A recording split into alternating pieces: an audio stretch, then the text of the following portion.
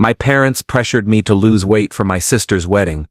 But after I transformed, they couldn't handle my success. Growing up, I was always considered the bigger kid. I stood out among my kindergarten classmates, long before most children even figured out what made them unique. My size was hard to miss. Hey Reddit, thank you for watching. If you haven't subscribed yet, please do this so to stay updated with more shocking real-life stories happening around you. Don't forget to like and comment if you enjoyed the video. Now let's continue with today's story. As I got older, my weight became even more noticeable. By high school, it was clear that I was overweight, and my appearance constantly reminded me, and others, that I didn't quite fit in. College wasn't much different. While some of my peers were busy discovering themselves and exploring new sides of their identity, I remained stuck in mine. The girl who struggled with her weight. Being the bigger kid wasn't easy. It made me an easy target for unkind jokes, negative comments, and judgment from people who neither knew me nor cared to. I was teased more often than I'd like to remember. Classmates would mock me, and their words left deep scars, planting self-doubt that felt impossible to shake. I was often the subject of mean-spirited jokes, like I somehow didn't deserve kindness or real friendship. I was left out of games, parties, and social events. Most of the time, I felt like an outsider, watching others go through the normal ups and downs of childhood from a distance I couldn't cross. Those years of bullying shaped the way I viewed myself and the world around me. Feeling out of place, I found comfort in books. Stories became my safe space, offering me an escape from my day-to-day struggles. Books didn't judge me, they didn't laugh at me, and for once I felt seen. Eventually I became known as the bookworm, and honestly I never really liked that label. My younger sister Bonnie was the complete opposite of me. Just a year younger, she had a natural charm that seemed to light up every room she walked into. While I kept to myself, Bonnie thrived in social situations. She had a way of making people laugh, feel at ease, and want to be around her. Bonnie didn't just make friends, it was as if people naturally gravitated toward her, like she was the sun at the center of everyone's orbit. Despite how different we were, I loved her deeply. Being her older sister felt like an important responsibility, and I always wanted to protect her. When she joined me in high school, I was genuinely excited. Having her there gave me a sense of pride, as if I had a special role in her life. But as time went on, things changed. The more Bonnie settled into high school and started developing her own identity, the more aware she became of how different we were, and how differently we were treated. While I was quiet and bookish, she was outgoing and instantly popular. I watched as she became more conscious of my quirks and insecurities. The same things that once didn't matter, now seemed to embarrass her. Slowly she began to distance herself. At school she would avoid me and pretend not to notice me at all, and that it was painful to realize that even my own sister saw me as less than. Still, I did my best to respect her choice and give her the space she seemed to want. Even though deep down it broke my heart. I felt like I was losing not only my sister but also one of my closest friends. Over time, Bonnie didn't just start ignoring me, she surrounded herself with people who made me feel like I didn't belong. Whenever we crossed paths in the school hallways or during lunch, Bonnie and her friends would find ways to embarrass me. They would tease me in front of other students, and sometimes even try to trip me as I walked by with my lunch tray, just to make everyone laugh at my expense.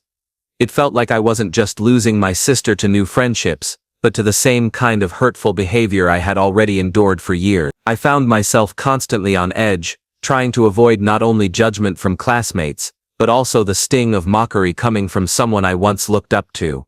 The pain cut even deeper because it was coming from Bonnie, someone I admired and cared about. When she invited her friends over to our house, it only got worse. They would burst into my room without knocking, point at me, laugh, and make rude comments about my appearance. Words like nerd and fat were thrown around like they meant nothing. I felt more like a sideshow than a person, like I was just there for their amusement. Whenever they invaded the one place that felt like my own, my room, I felt small, invisible, and utterly alone, like I didn't even belong in my own home. I tried talking to my parents about it, hoping they'd see how hard it was for me to handle Bonnie's behavior. But every time I brought it up, they dismissed my concerns. They'd smile and excuse it as typical sibling teasing, insisting Bonnie was just joking around and that I needed to lighten up. They told me not to take everything so personally, and that as the older sibling, I should be more patient and emotionally strong. So not only was I dealing with years of bullying at school, including from my own sister, but my feelings were repeatedly ignored by the people I hoped would support me. It left me feeling isolated, like no one in my family truly saw or understood how deeply it affected me. The only time I ever felt truly noticed by my parents was when I brought home good grades. Academics had always come easily to me, and getting high marks became the one area where I felt like I actually had value. It was also the one thing that seemed to make my parents genuinely proud. They loved sharing my academic achievements with family and friends, proudly labeling me as the bright one, almost like my grades were proof of their success as parents. But Bonnie couldn't stand the constant comparison. She wasn't interested in chasing high grades, and it wasn't something that came naturally to her. Yet our parents would hold up my achievements as an example, subtly suggesting that Bonnie should follow in my footsteps. This only created more tension between us, adding another layer to the growing distance in our relationship.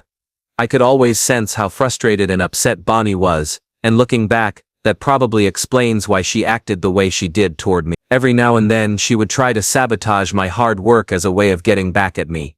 Sometimes she would sneak into my room late at night and take my homework, usually right before an important assignment was due. I'd wake up the next morning to find that the work I had carefully completed was gone.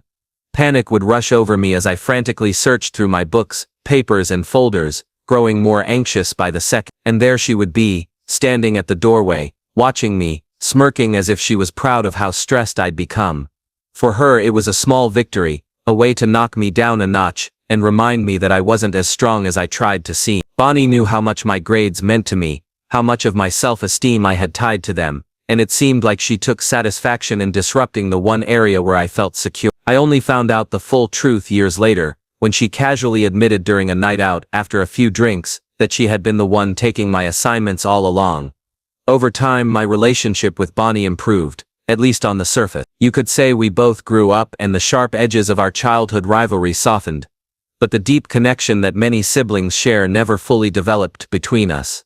After I graduated, I moved to a new city, started a new job, and built a life of my own. New surroundings and new opportunities meant I didn't see my family very often. As the years went by, our conversations became limited to the occasional phone call or a quick text. So last year when I planned a summer visit home, I was genuinely excited. It had been a long time since we'd all gathered as a family, and I was looking forward to catching up and reconnecting. At first everything went perfectly. Our family lunch started off warm and cheerful, everyone seemed happy to see me, and for a little while it felt just like old times. But that feeling didn't last. The mood shifted when Bonnie unexpectedly announced her engagement. None of us had seen it coming.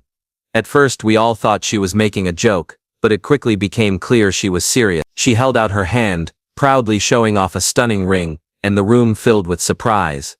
I couldn't help but comment on how beautiful her ring was. I was truly happy for her, genuinely glad that she had found someone she loved, and who clearly loved her in return. Almost as soon as the congratulations quieted down, Bonnie turned to me and casually asked what I had been up to lately. I started telling her about my career, my life in the city, and how fulfilling everything had been. But before I could even finish, she interrupted me. With a smirk she said, "I just have to ask, if your life is really that great, why haven't you lost any weight?"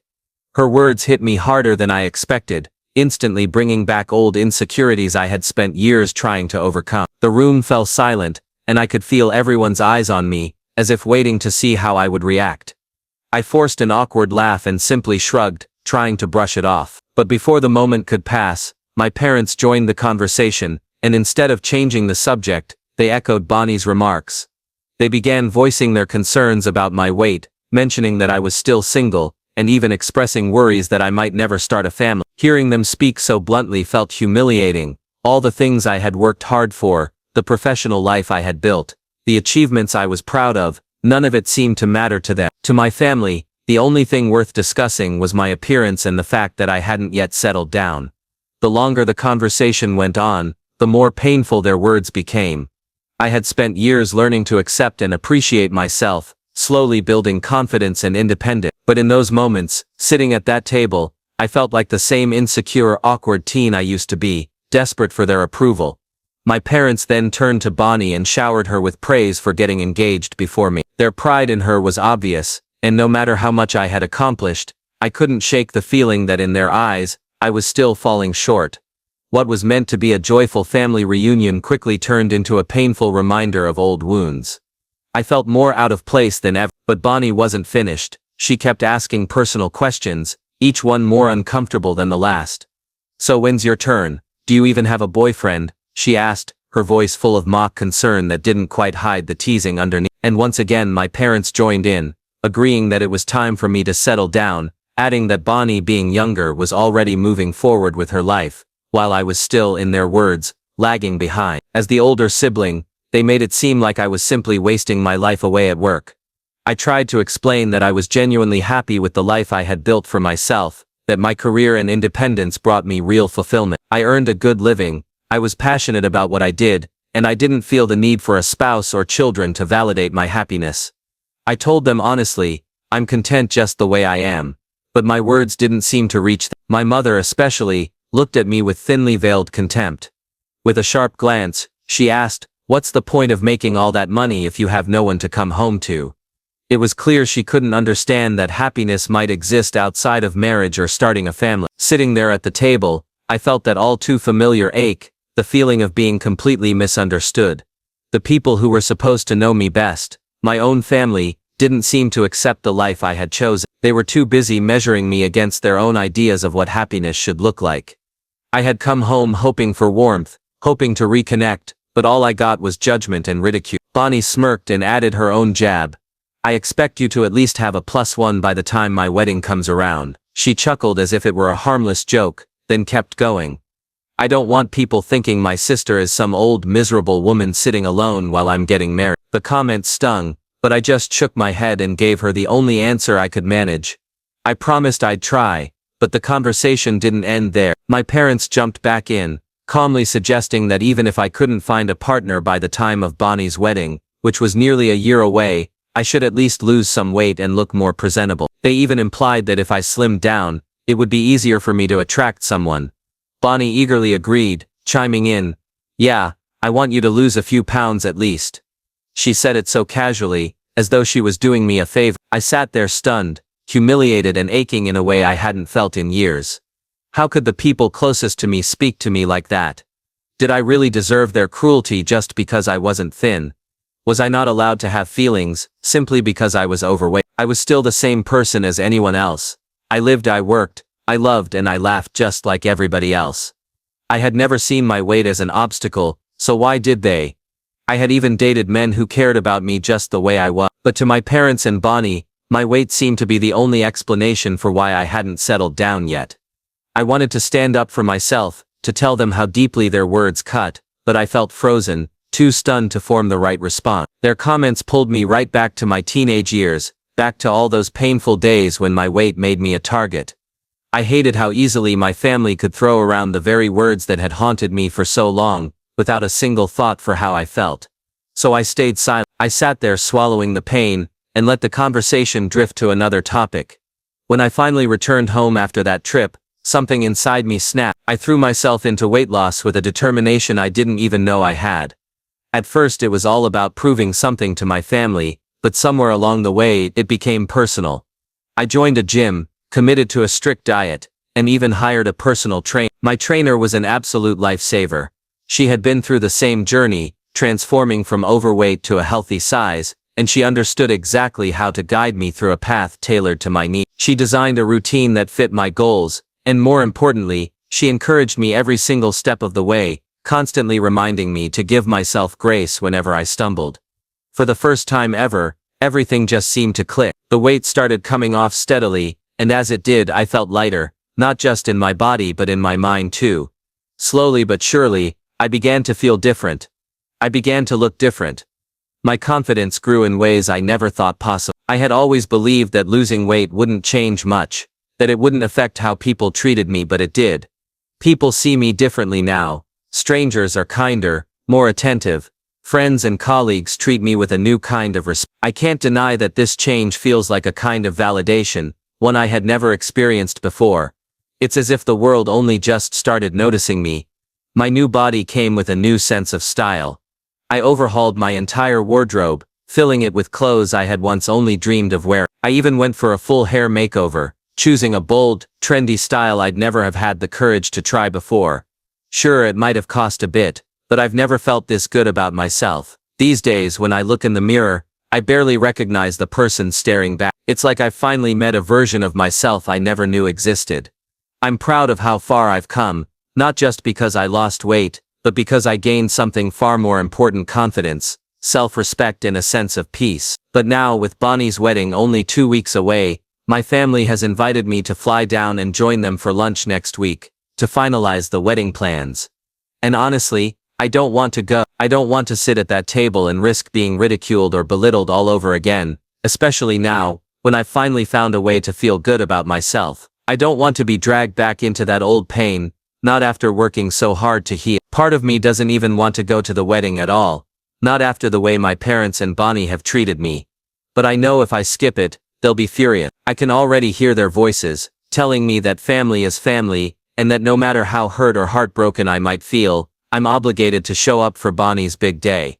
So now I'm stuck wondering, what happens if I don't go to my sister's wedding? Update 1. Wow, I'm honestly overwhelmed by the response I've gotten from all of you. Some of your suggestions were so funny I couldn't help but laugh. I never imagined people would be rooting for me to show up at the wedding and completely stun my sister now that I've lost so much weight. Growing up as the fat kid left deep scars on my self-esteem, especially when it came to how I viewed myself. I spent years wrestling with self-doubt, always feeling like I wasn't enough, like I didn't measure up. But reading all of your comments has been an absolute game changer. It's as if your words helped me see myself through fresh eyes, and for the first time I'm starting to feel more confident than I ever thought possible. In fact, I'm seriously thinking about showing up at that family lunch and blowing their mind. They haven't seen me in ages, and since I don't post on social media, they have no clue how much I've changed. I'm almost excited to see their faces. Update 2. Alright Reddit, brace yourselves. Because you are not ready for. Grab some popcorn because things are about to get interesting. I decided to go. I booked the flight, packed my bags and flew down to meet my family for lunch. Like I mentioned before, I genuinely believed that when my family saw me, they'd be proud of the transformation I had worked so hard to achieve. After all, they were the ones who had pushed me into it in the first place. Surely, I thought they'd be overjoyed to see the positive changes and finally acknowledge all the effort I had put in. When I walked into my parents' house, their jaws practically hit the floor. They stared at me, completely stunned, like their minds couldn't quite process that I was the same person. After a few moments, they stammered, asking if it was really me. I laughed, giving them both a big hug, feeling thrilled by their reaction. They kept showering me with compliments, telling me how beautiful I looked, and how they couldn't believe the difference. For the first time in a long time, I felt seen, and I let myself enjoy it. But then Bonnie arrived, and everything shifted. At first she didn't even notice me. She walked right past, dismissing me the same way she always had, as if I were invisible. But when I stood up to greet her, she froze. Her eyes widened in shock, and after a brief, awkward moment, she let out a strange, forced little laugh. Then, as if she needed proof I was real, she reached out and poked her fingers into my stomach, wide-eyed, like she was trying to confirm that I'd actually lost the weight. My parents laughed at her reaction and chimed in, saying they had felt the same way when they first saw me. We all settled down for lunch, and of course the conversation immediately turned to me, to my makeover. Bonnie and my parents bombarded me with questions, marveling at how different I looked. Their voices were filled with surprise, like they had never once imagined I could look any other way. Bonnie, especially, kept repeating how she'd never expected me to change so drastically.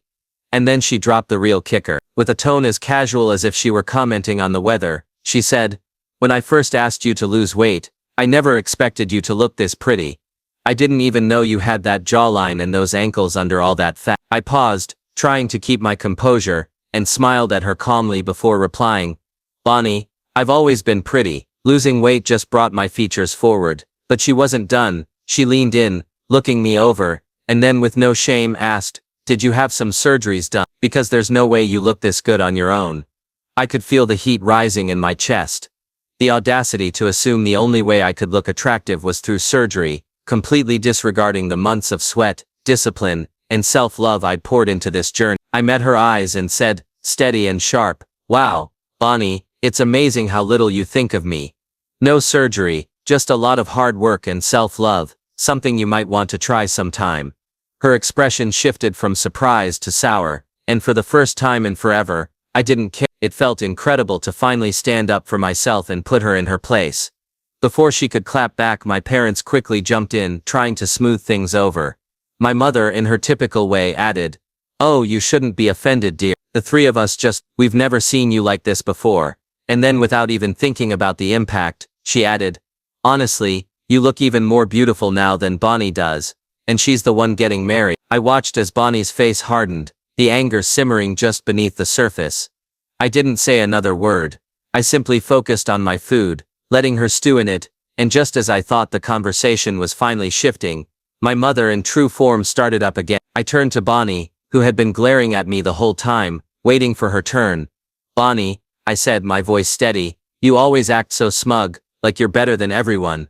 But really, you're just a miserable person who thrives on putting others down to make yourself feel good. You mock me for my appearance and my choices, but it's clear you're the one who feels threatened. Maybe it's time you stopped projecting your insecurities onto me." The room was quiet for a moment, and I could feel the tension in the air. My parents were looking at me in shock, as if they'd never seen me speak up like this before. I wasn't sure if I had gone too far, but at that moment, I didn't care. For once I was standing up for myself. I had worked so hard to become someone who loved and accepted myself, and I wasn't going to let anyone, not even my own family, tear me down anymore. After a long pause, my mother spoke up, her voice sharp but somewhat subdued. "You shouldn't have said that. We're just trying to help you," she said, but I could see the guilt in her eyes. It felt like a small victory, knowing that they were at least reconsidering their words. Bonnie, on the other hand, seemed to retreat into herself, fuming silently. My father sighed, his expression tired. "We just want what's best for you," he muttered. But I had said what I needed to say, and for the first time in a long time, I felt like I was finally being heard. I stood up, gathering my things, and said, "I'm done with this. You all can continue with your petty judgments, but I'm not going to be a part of it anymore." As I walked toward the door, I felt a sense of liberation wash over me. I had made the choice to take control of my life, and I wasn't going to let anyone drag me back into the shadow. For the first time in years, I felt like I was truly living for myself. I turned to Bonnie and told her, "Never talk down to me again. Between the two of us, I've always been the more attractive sibling, but now with all the weight I've lost, you look even heavier than me. Just look at those chubby arms of yours." Bonnie's face flushed with shame, and it seemed like she was about to burst into tears. I then raised my glass, drank it in one go, and walked out with a smirk, leaving everyone stunned and shocked. I had said everything I needed to say. I couldn't believe those words came out of my mouth, but I didn't regret them one bit. They deserved to be humiliated after all those years of being criticized. After lunch, I flew straight back home. I didn't want to stay and attend Bonnie's wedding. Since then, my phone has been flooded with voicemail and texts from my parents and Bonnie. They've been calling me disrespectful and foul-mouthed for the way I spoke to them, and for simply leaving. Mom even insists that I fly back for Bonnie's wedding, saying it would look bad to her in-laws if I didn't show up. Update: I ended up skipping Bonnie's wedding, thanks to all your suggestions. Instead of returning home to attend, I decided to treat myself to an impromptu stay at a 5-star resort. Honestly, it was one of the best decisions I've made in a long time.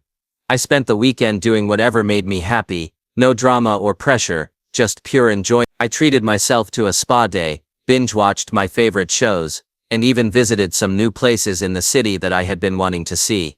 I also blocked my relatives so they can't contact me again. I'm tired of being bullied by them, and want to avoid all the toxicity and drama. Right now my main focus is on self-care. Thank you for watching. If you haven't subscribed yet, please do so, and hit the notification bell to stay updated with more shocking real-life stories happening around you.